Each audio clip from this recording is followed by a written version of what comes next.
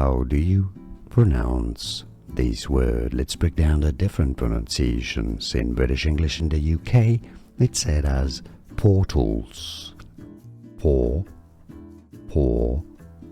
tools. Stress on the first syllable. In American English, however, in the US, it's usually said more as portals. How do you pronounce this word? Let's break down the different pronunciations. In British English in the UK, it's said as portals. Pour, tools. Stress on the first syllable. In American English, however, in the US, it's usually said more as portals.